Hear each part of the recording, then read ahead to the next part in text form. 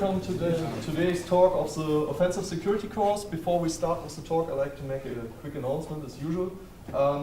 My name is Tuomas and I work for GData. That's an LV company located here in Bochum. And because we like this event very, very much, we offer an additional follow-up event with some food and drinks and a cozy atmosphere where we can have nice discussions.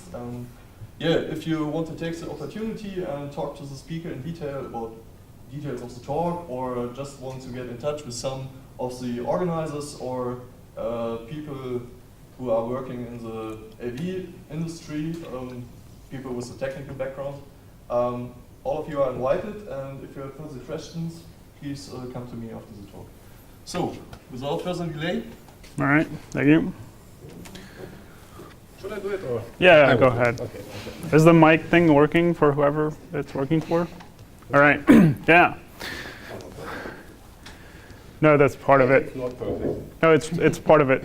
It's like that. Ah, it's like that. Okay, perfect. Yeah, so I trolled myself 3 times with this. I loaded up and I'm like, so I'm gonna start clicking on this, and then I'm like, nothing's happening. And I'm like, oh, I put in like this fake slide at the top, so. Huh? Louder. Yeah. All right. Louder. So yeah, sorry about the delay. Thank you for being here. I appreciate it. And yeah, so fuzzing at scale and in style. Who speaks Russian? All right. So I know who you are. And yeah, I'm not really a professor. That's not really my name. And that says Guten Tag, Bochum. And yeah, so I've given this talk before with Ate Kettunen, which is like a Finnish guy I met to make this presentation. And he's not here today, but like his stuff is in here. So thanks to Ate, and get started. So since looking for bugs in browsers is sort of a generic topic, I think it's good to justify why I should be giving a talk on this. So here it says that I found 50 bugs this year in Chromium and 10 in Firefox, and I should be allowed to give this talk. And I'll take it and found a bunch, but I crossed them out because it's not here. So, and I have good news. It's easy to get started in looking for browser bugs because there's a lot of them. And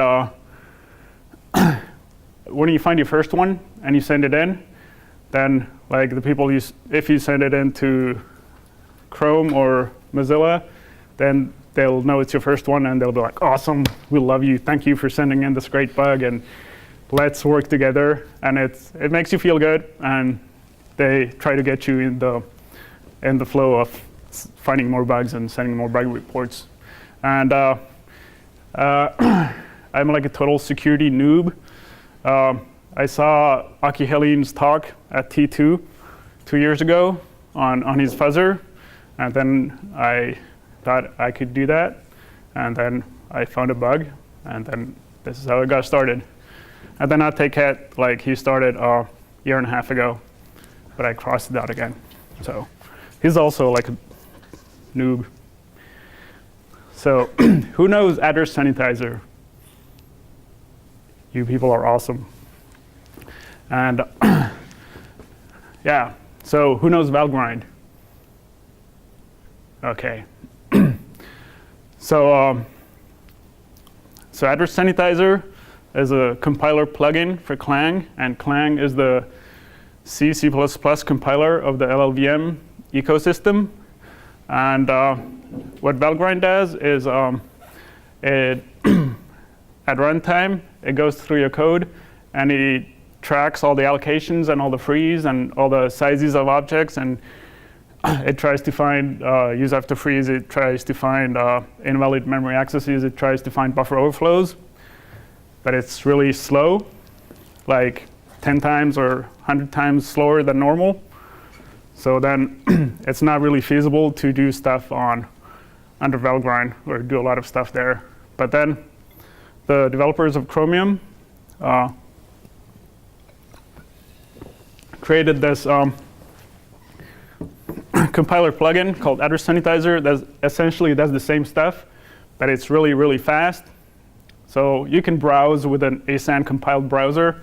It's like twice as slow. It uses a lot more memory, but it's really fast. And without it, like, it would be super hard to do any of this.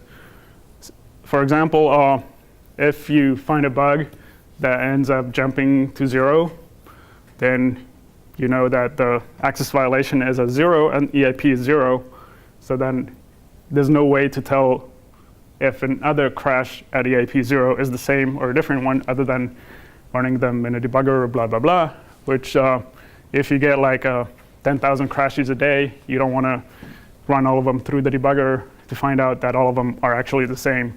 So with Sanitizer, it solved this problem, and it makes finding bugs really easy. And so because it's made by the developers of Chromium, then Chromium is always buildable with asan. And Christian Haller, decoder, who works at Mozilla, he loves asan as well. So he makes sure that Firefox is usually compilable with asan.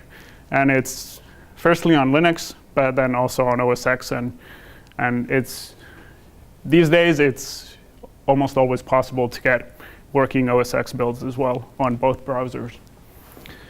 And so here's it says Sanitizer output on the top end in Cyrillic. So to get an idea of what it looks like, what the output looks like when you get a crash. And this is actually, now the output is slightly different, but you get the idea. So here, there's a heap buffer overflow, it suspects. And there are highlighted the page-aligned offset of the program counter, and then it gives you the stack in numbers. And then in a slightly slow step, which you don't want to do every time, you can symbolize the stack, and then it says that there's a read of size 1 at this thing. And based on this information, like if you get the same output as this, then it's the same bug most of the time. And if you get a different one, then it's a different bug. So then if you have many, many bugs at the same time, then you can tell them apart. And it's great. And here's another example. No, actually, this is the same example. So yeah, so here, this is like the rest of the output. It says now the buffer overflow was 0 bytes to the right of this size buffer. So then, and then it has where the object was allocated. And here, if it's like a straight buffer overflow where you start copying past the end of things, then the first time it's out of bounds is 0 bytes out of bounds. So this doesn't really tell you like if it just read like the closing quote or the null character that was after the string, or if it would go on for like 4,000 or 5,000 bytes more. So, but yeah. And then this is what it shows on something. It doesn't know what happened. There's like a wild read at this address, which is not even a valid address. So it says unknown crash, and then interceptor memcopy. So this isn't really useful, but it's a crash at a high address. So you're still glad that you got it, because you're still winning if you get this. So you're not that annoyed by the lack of awesome output. And this is the best output. It's a use after free most of the time. It sometimes says use after free on other bugs as well. But so this is always exploitable, and this is always useful. So it's used after free. You get the page-aligned EIP. It says it's a write of size 8. And then it says it gives you the size of the object and then the offset inside the object. And if it's invalid cast, like type confusion type of thing, then it'll also, if the objects are different sizes and then there's an object allocated after it and it tries to access there, then it might say that it's a use after free on the other object erroneously, even though it's a type confusion, or it might say it's a buffer overflow if there's no other object there, but then you're still happy that you found an awesome bug. So you don't really mind. And then for the use after free, it says where the object was allocated, and yeah, and here it said where it was freed. So then so then sometimes like where it gets used, where the used after freed object is used, it might crash in like 10 different places, even though it's the same bug. So then knowing where it was freed or where it was allocated can also like help you bin the bugs, put the bugs together, like see which ones are the same and so on. So asan, without it, it would be really hard to do this, and you could only have like 2 bugs that you know of at the same time. But now you can have 30 different bugs at the same time, and you can tell them apart. And so with use after free, it's awesome. For buffer overflow and out of bounds access, it's quite good. And on type confusion, you're still getting good stuff. And wild pointer, you get this kind of output, but you're still glad that you found the bug. And if you end up fuzzing, then you're going to end up sysadmining. So if you like sysadmining, it's good because you have to do it. And if you like it, then you get more out of your fuzzing because you get to sysadmin, you get to buy a lot of stuff for your home that you otherwise you wouldn't get computers just for no reason. So if you like fuzzing, get into this. I mean, if you like sysadmining. And yeah, so that's my computers. And mostly so far, I found that it's better to have a lot of, it's better to have a few big boxes than it is to have a lot of small boxes. And the ones I've gotten are, I've gone through like some iterations. I have like some small boxes. I had my iPod. I had like a cheap Android tablet and the thing. But now these are like the biggest cheap computers that are out there. These are like €1,000, 1,500 euro computers. And with asan, also one of the great things is that the output comes to standard So instead of like kern log. So then for each browser, you get the output from that browser to standard So then you don't need virtual machines. You can run all the browsers on the same computer, and then you know which browser crashed in which way. Because if you have just many regular browsers on the same computer and you get the error messages on kern log, then when something crashes, you can't tell which of the 10 browsers that are open caused the crash. So then that's annoying. And then you might consider virtual machines and so on.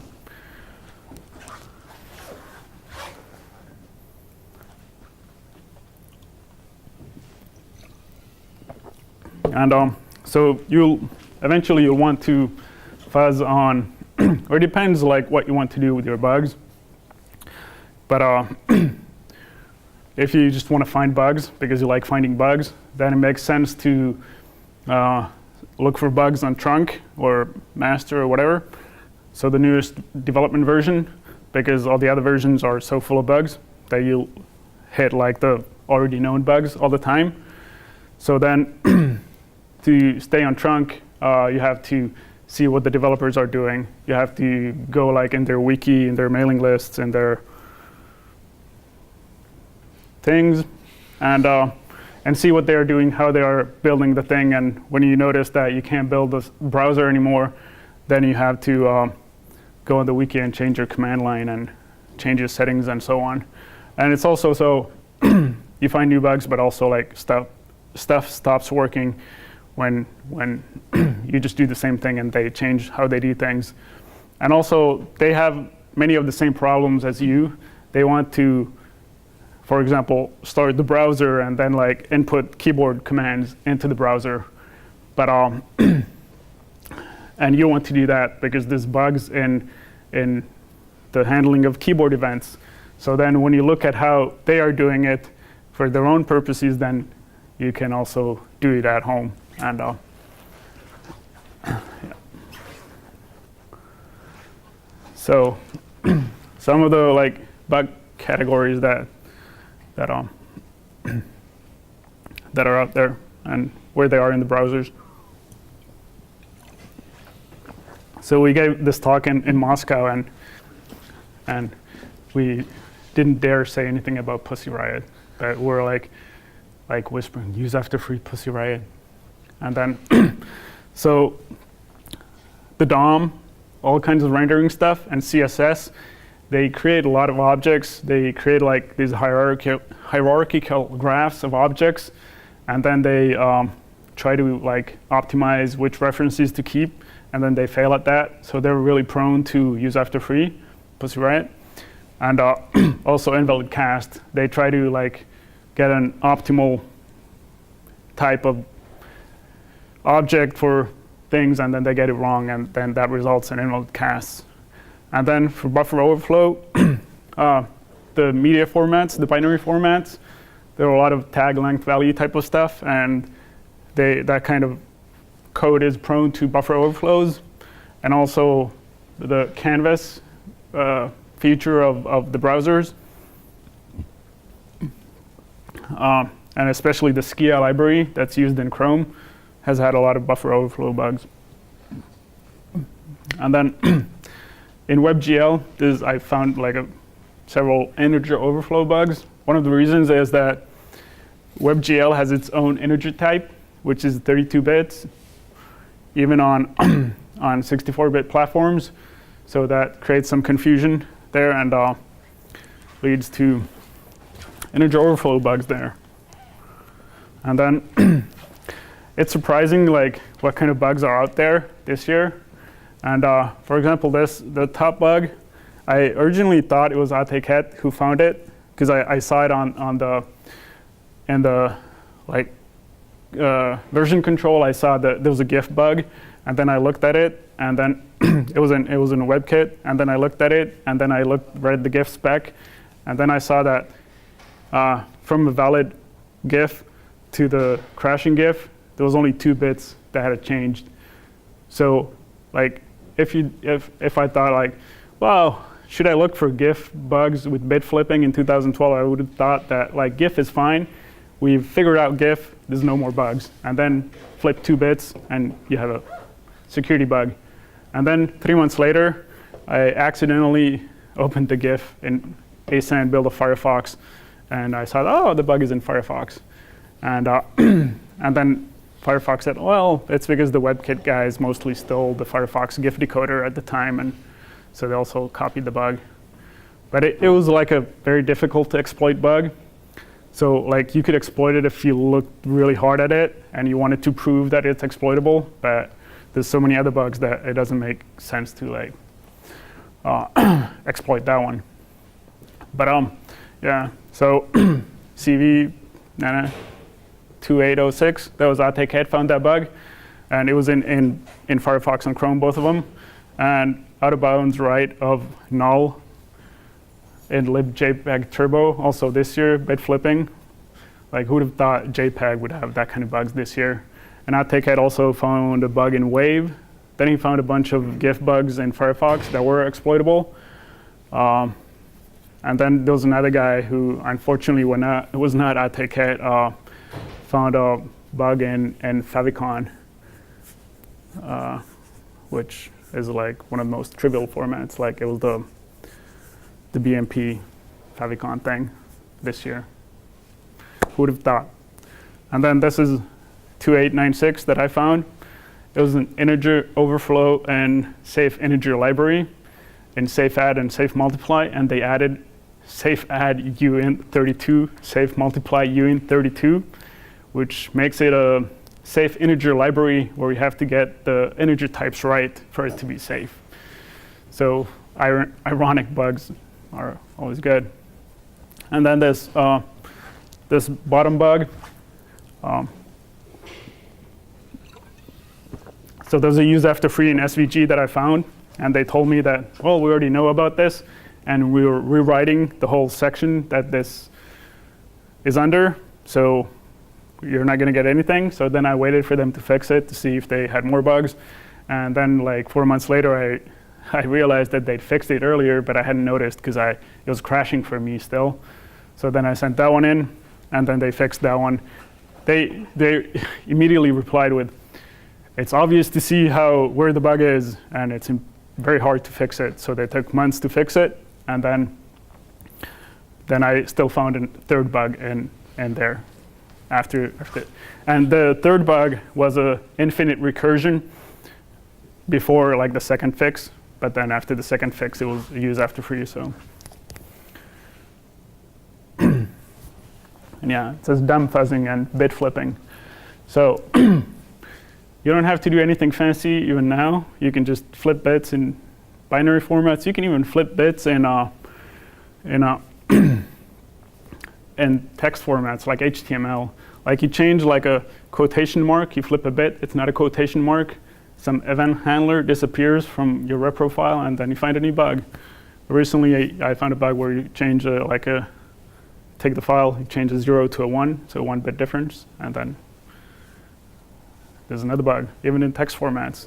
And we use, all the cool kids are using radamsa, which is the best fuzzer, and it's made by Aki Helin, who works at the same place as Ateket. And then essentially what you want to do is feed your repro files to the browser as fast as possible, while still being able to figure out which file caused the crash. And asan is pretty good for that, because previously, if you load 1,000 or let's say 100 images at the same time into the browser, and then it crashes, and then you try to find out which of those 100 caused it, then if it's totally unreliable, like it might not crash every time, then it's really hard to find out of those 100 which one it is, especially if 25 of them cause like a null pointer dereference because you had a null pointer dereference that you put in like your stash of good like source files, and then it keeps coming back because you're hoping that it would somehow be turned into a non-null pointer dereference. But with asan, then it's quite easy because it's quite reliable. It always crashes the same. So then if you then do like a bisect of the 100 files then and so on, then it's possible to find out which one caused the crash.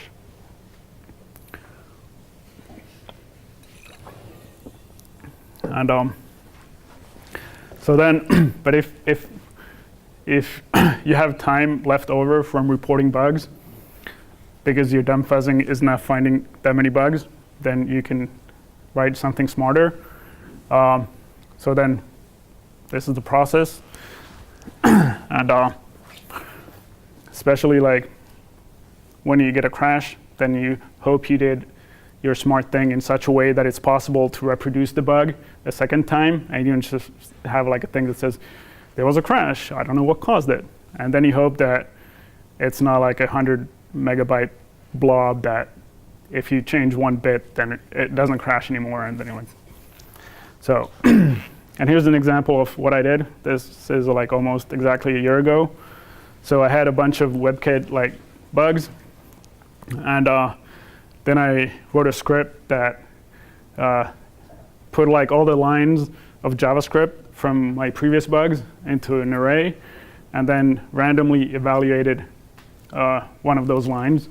And since the lines to find the original bugs were in there, like at some point it would randomly find that same bug again. But then it also found more bugs by a combination of those lines, and then I kept adding more stuff into it, and then it found more bugs.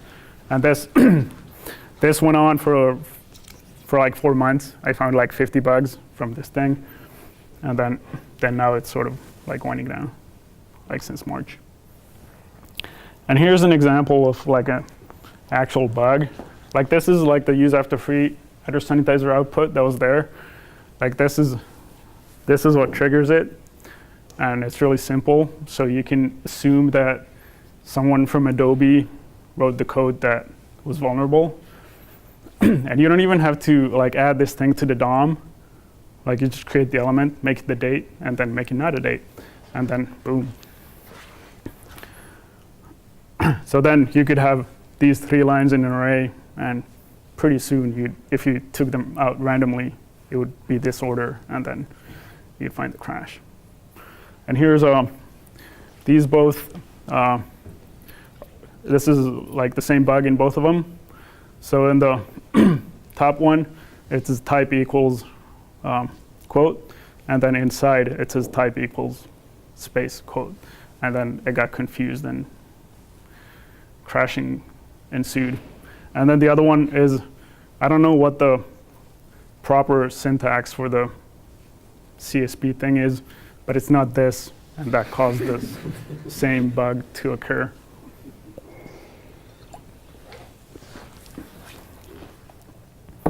And yeah, so yeah. I guess this is the bug that was the ironic one. So here, you create a thing that's 256 by 256, like a text image something, and then you take a sub part of it into an array that's 256 by 256 by 4, because its pixel is 4 bytes wide, and then that large number plus 256 equals 0 or or more, depending on how you look at it. And yeah, they thought it was 0, so then crashing occurred. And then also this one, you can take each of the lines, put them in an array, and then wait for stuff to happen. And then you can put in stuff like, for all the numbers that are in there, you can make it put in random numbers instead. And all the GL dot something, you can make it do other GL dot something else and see if you get different bugs. Like, yeah, because one of these, they just like, the bug was in 3 places. So I sent in one, they figured out it could be in like because the like text image, text sub image, copy text sub image, blah, blah, blah. And they found it in 2, and then I sent in the 3rd one later on when they'd fixed the other 2. And this is what ATKet did for the canvas. So canvas is an HTML tag, and you can draw stuff into it. So he took the specification from W3C, and you can get it as like an IDL file, which is some kind of grammar file. And you can generate code based on that, because it contains all the stuff that can be done with Canvas according to the specification. And then he grouped the methods, the attributes, and the properties in there. And then everywhere where there was user input, he put in get random value. And he found, I don't know, like 5, 10 bugs with this. And then, when he told me this, like the top part, like took the specification, I laughed a little, but not that much because he found so many bugs. But it's also like a good idea to take the actual browser and see what part of the specification they implemented. Because there's, like, if there's a string in the specification and you look through the source code and the string isn't in there, then they probably didn't implement that part of the spec. So then you're wasting your time most of the time when you try to fuzz that. But also they implemented stuff that's not in the spec that you can find in the source code and their automated tests that that has also bugs. And yeah.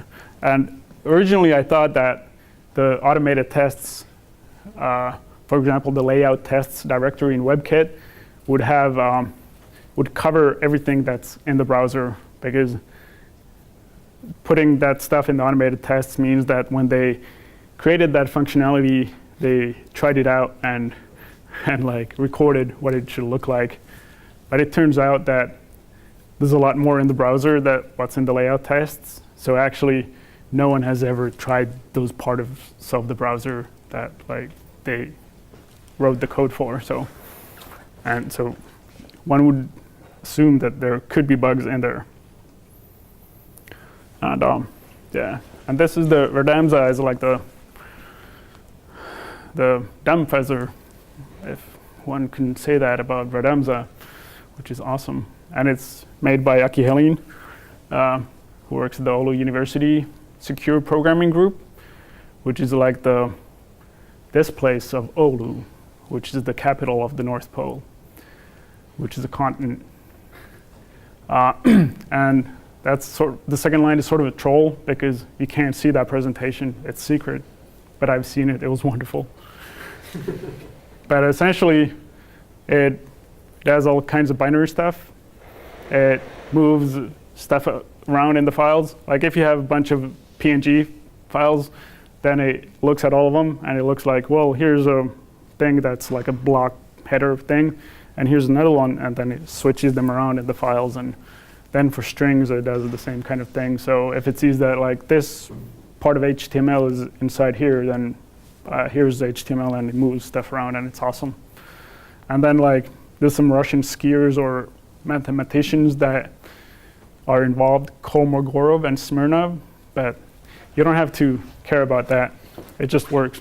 And I should mention that it's written in OWL Lisp, which is a Lisp scheme that Aki Helin made himself. So that's an added bit of awesome there. And this is basically the fuzzer that I've been using. So you generate 500 of something, you put them in an array, and you evaluate them in a row. And if it doesn't crash, then you do it again. If it does crash, then you store it somewhere, and then you can, if you can reproduce it again, then you can dump it with, instead of evaluating it, you print it. And so what I do is I do everything in the browser and with JavaScript, and then if it crashes, then I store the whole thing. And then initially, I use a random number generator that's seedable, because math.random is not seedable. So I use one that I found on the internet. And then originally, I put the seed into the file with sed. I do a string replace of, it says seed in big letters, then I put in the number, and then I keep the whole file. And then I can just open that file in the browser later on, and it will hopefully run the same way as it ran previously. Because if you only store the seed, then you get into a situation where you change like your fuzzer file, so then you can't use the old seed with the new file anymore. So by keeping the whole thing around with the seed in it, then I avoid that problem.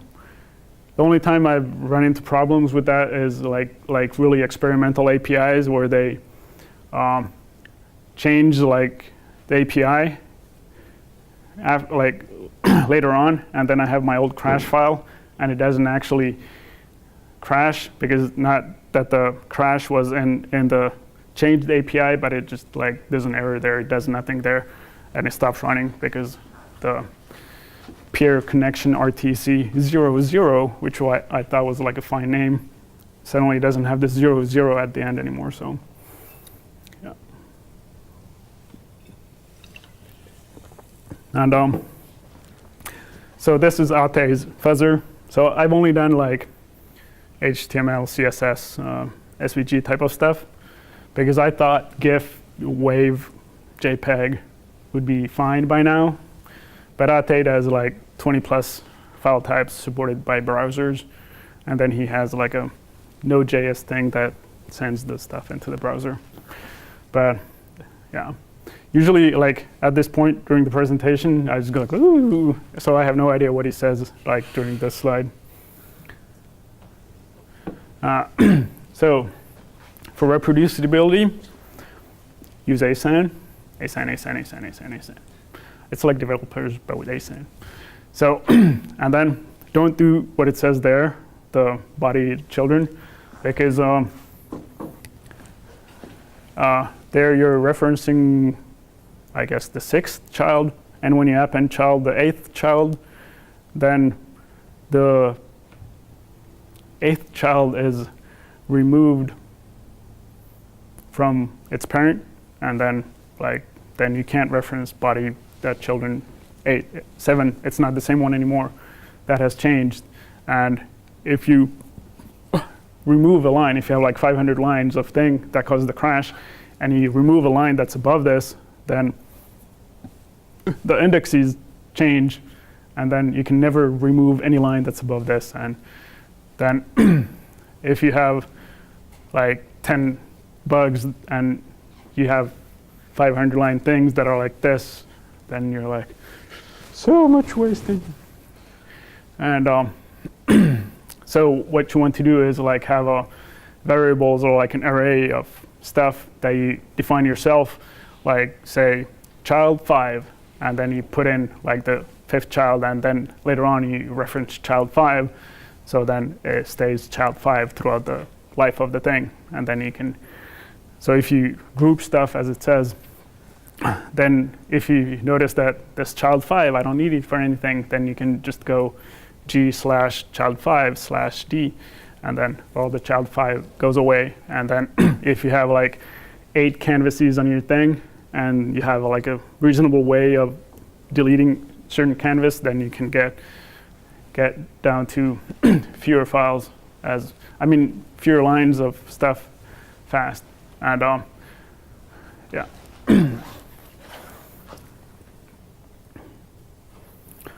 And so originally this was called staring at something, but I don't remember anymore. But it's because when I have my fuzzer running, then I like to just stare at it because it's beautiful, and I'm like, do it. And then I've actually found it helpful because, for example, when I tried to fuzz this path element in SVG, I just got white boxes, and I was like, this is boring. And I tried to like add colors, and it would just stay white. And it's because I had the wrong namespace for the SVG elements. So it was creating a HTML element that was called path, but wasn't pathy at all. So by staring at it long enough, I finally realized what the problem was. Another thing, like I was creating random strings, and I was calling the function with the square brackets instead of the normal ones. So I was getting undefined all the time, and I was staring at the undefined for a while, and then I realized that there's something wrong. I was surprised that the random string always ended up being undefined.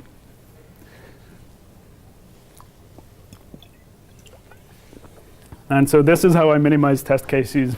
It's not it's not very automatic, but usually like if you have a bug, then you already know you won. So then you're like, but if you suspect that it's going to be a duplicate, then this is horrible, because then you're like, this is horrible. I know it's going to be a duplicate. So then I've thought of looking into like delta debugging stuff, automatically doing it, but I haven't gotten around to it. So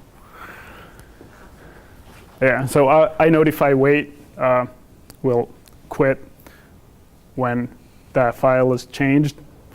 So when I save in the text editor, then it quits, opens it in the browser, and then starts waiting again. And there's something called KQWait on GitHub that some guy made for OS X, which does mostly the same thing.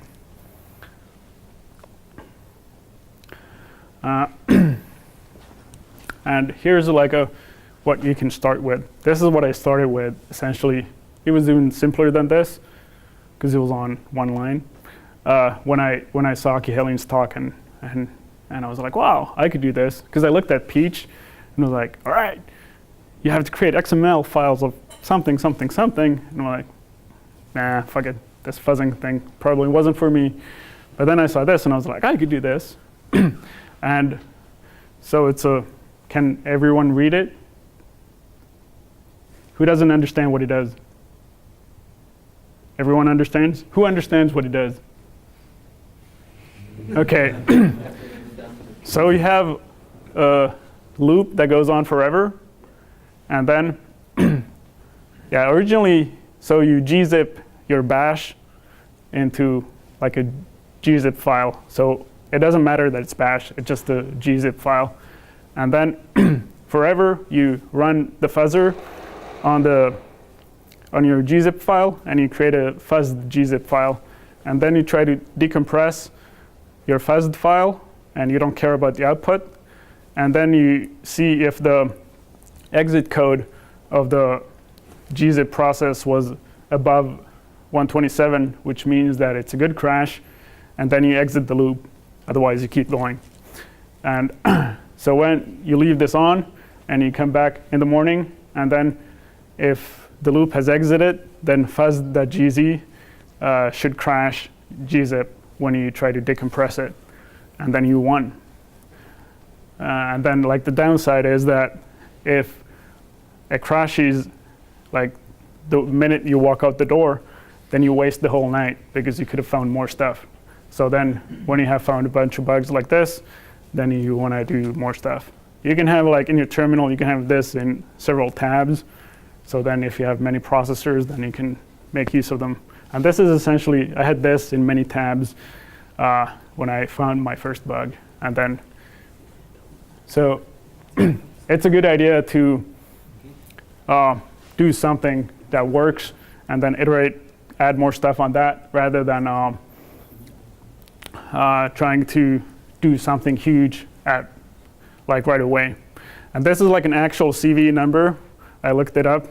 So CV 2010-00000001 in gzip was found with this exact thing. And and you'd think gzip like, there's no bugs in that, but yeah. And it was found by Aki Helin, who wrote radamsa. I got a question. Yeah. About this.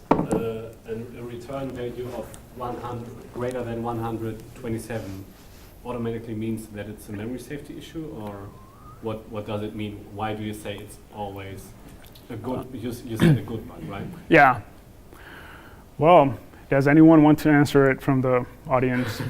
Okay. So then it means that it's not an exit code that gzip said that something bad happened, but it's like the operating system terminated gzip because gzip did something bad.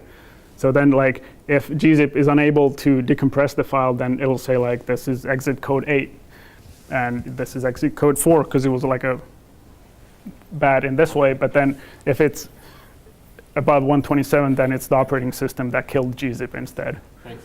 Yeah.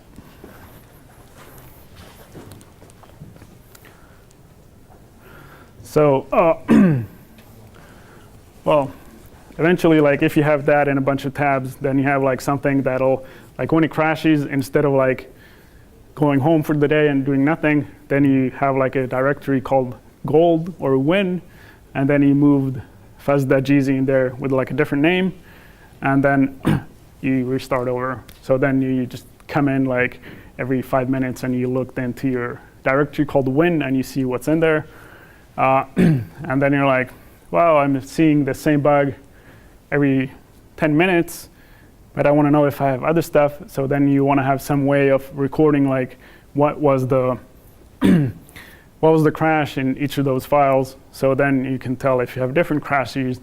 So then if you have the same null pointer thing coming up all the time, then you want to move those out of the way and you want to essentially bin your crashes. And then eventually you may not want to like every time you boot your computer, open those 8 tabs and start that loop in there 8 times. So then you want to have automatic stuff. And what I have is I have one master node, and then all the other nodes rsync all the stuff they found to that one. And then I have the repro files on the file system because then it's easy to load them in the browser. It's easy to load them in the text editor. If they're in a database, then it's hard to do those things. But then I have all the other stuff. I have them in redis. So I have the metadata. I have like what caused the crash, which box it was on, when was it, and so on. And then I have these input queues. I have these directories. And when I put files in those directories, there's a shell script that loads them and puts them into these queues in Redis. And then the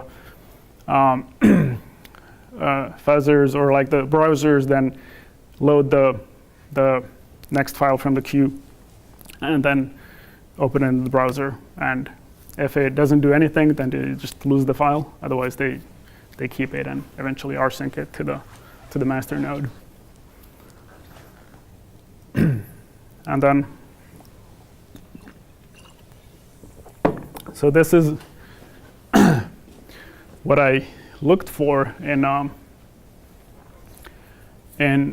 asan logs. Inside, left, right, unknown, PC offset frame. And now actually this is not this. You have to change this.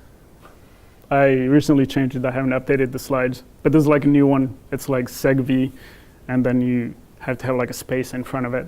Otherwise, there's like another line of sig_segv. That's not interesting. But then what you want to look at is the page aligned EIP of the crash, then the offset and size of the object that was there, and then like you can look at the top stack frames of the crash and also the free and allocate. And then if you're like making a new build every day, then if you don't symbolize the stacks or the stack frames, then they keep changing also, as well as the page aligned EIP of the crash. So then it's not very useful in a way to keep those in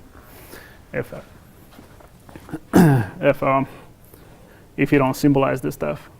But yeah. So I have git for like the fuzzer source code, and I git push it to all the nodes. Then I have rsync also for sending all the browser versions. I mean the new browser versions to all the boxes.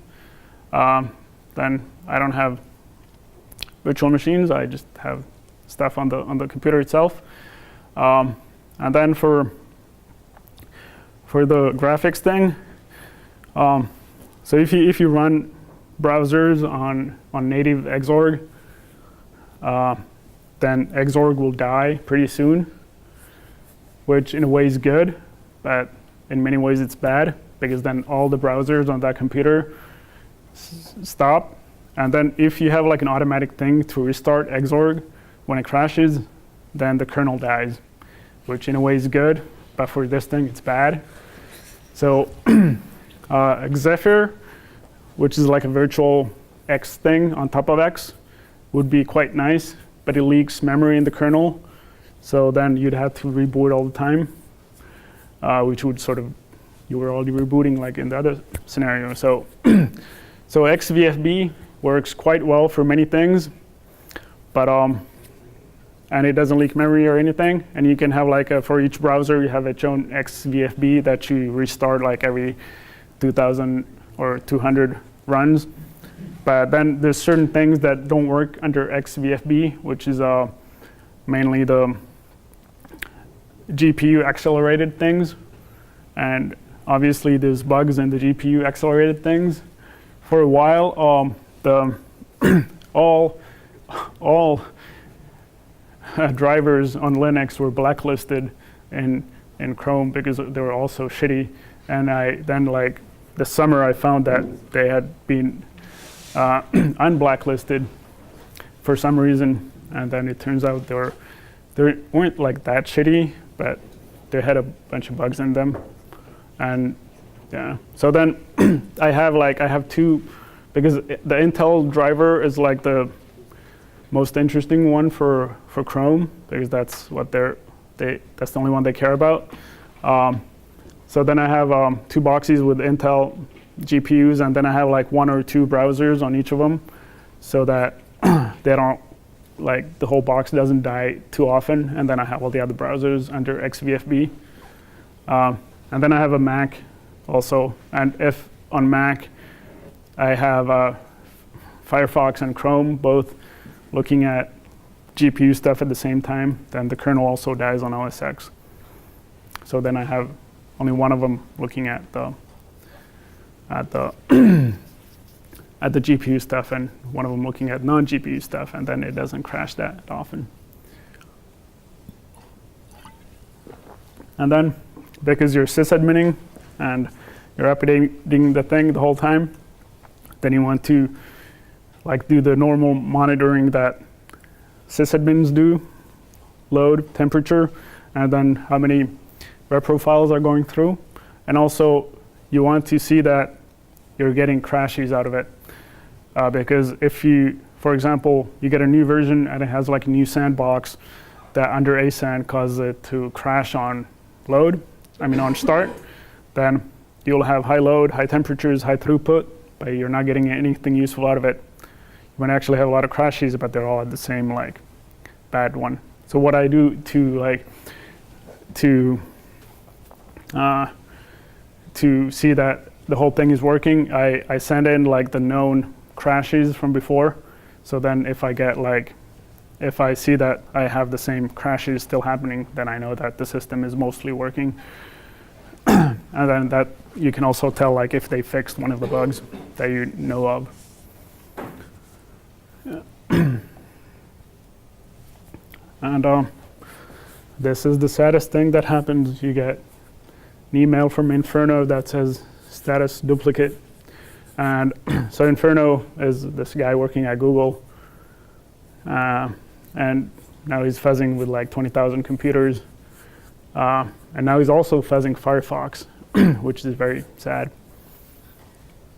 And then, if you get an email right away, you send in a bug report, and then you get an email a minute later, then you can usually tell that it's going to say status duplicate, because Inferno is always online, and then he'll immediately see that it was a duplicate. So then if that email comes in right away. And also if you send in a bug report, you go to sleep, and then you wake up in the morning, it's not a good way to start the morning to see that status duplicate.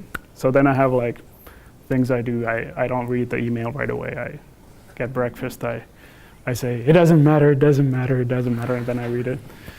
But yeah.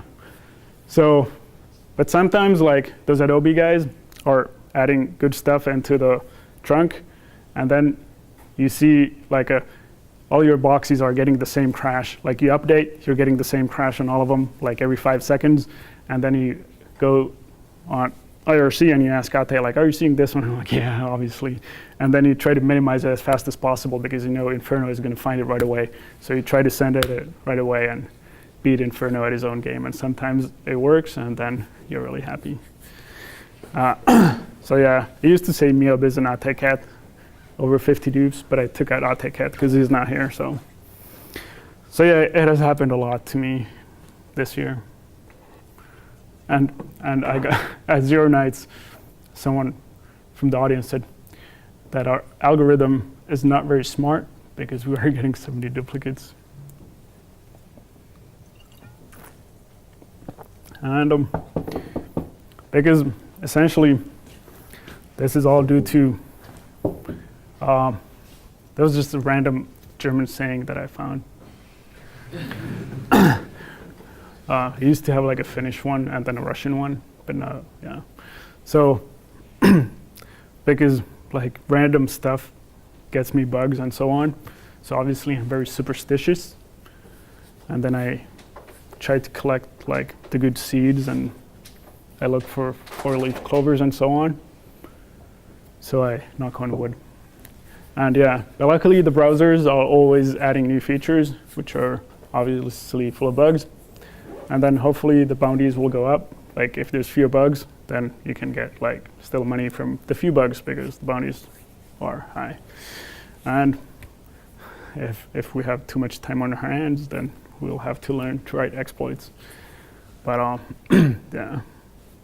And now essentially for Firefox, they go into they always look at the bugs really hard, and they see how exploitable they are, and they analyze all kinds of stuff, and then they base their decisions on that. But at Google, they just look at it: memory corruption, $1,000, and that's the formula. So you don't have to care if it's exploitable right away, or if it's exploitable by looking really hard at it for 2 months. So then it's also easy for us, I don't care what he does. It says use after free. It's going to be great. So now that we have not learned to write exploits, we live in this state. We don't have that, as FX said, that whenever I see a bug, I must prove that I can exploit it, and then end up wasting several months on each bug proving that it can't be done. which you probably can, but yeah.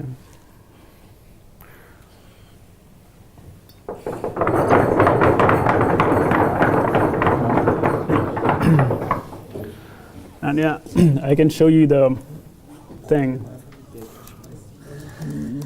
Yeah, I would say, any questions? Or not?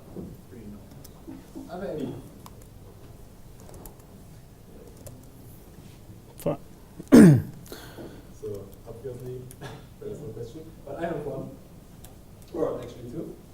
The first question is, what are you doing in your, or do you show in your presentation, then more about what you're doing? Yeah, go ahead, ask the question. Okay.